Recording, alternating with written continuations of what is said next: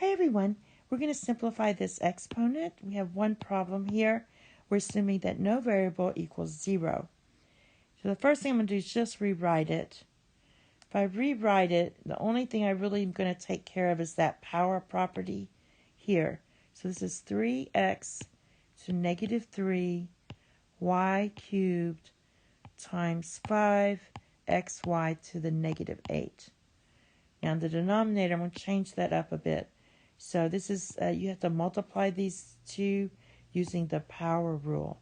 So that's going to be x to the negative 12. And then we have y to the negative 2. So the only thing we have is the numerator. We have 15. Well, let's take care of the numerator. We have x to the negative 3 and x. So that's going to be x negative 3 plus 1. Using my product rule, y to the 3 minus 8, and I'll keep my denominator the same. So, let's see. Let's take care of that. 15x to the negative 2, y to the negative 5, x to the negative 12, y squared. All right. Now what I'm going to do, just hold on a second. Okay, I wanted to write this down because I'm going to go on the next slide. I should have put a negative 2 there. All right, so this is how I do it because I don't like to deal with double negatives and things like that. So I'm going to rewrite this problem.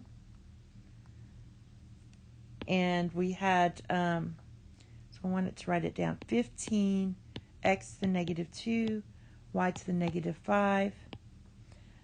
X to the negative 12, and y to the negative 2. So what I do with this, and we already have our 15 out, so 15's fine, is I'm going to use my negative exponents and use this property. So I'm going to write 15 down. I'm going to look at this. Since it's negative, I'm going to put it in the denominator and take away the negative. Since this is negative, I'm going to put it in the denominator and take away the negative, make it positive. Since this is negative, I'm going to move it in the numerator and make it positive. Since this is negative, I'm going to move it in the numerator and make it positive. That's one way to do it. Now, it still doesn't help when we have to still simplify these. So I'm going to have my 15, and for these two, I'm going to have x to the 12 minus 2. Using my quotient property. Then I'm going to have y to the 2 minus 5. But still, I didn't have to deal with negative exponents when I'm doing a double negatives and stuff like that. So we're going to get 15x to the 10th, y to the negative 3. Now, if we don't want to use negative exponents, all you're going to do is write this as 15x to the 10th divided by y cubed.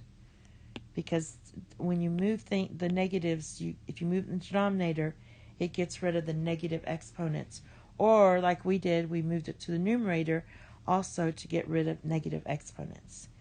And that's it. Thank you. Have a nice day. Bye-bye.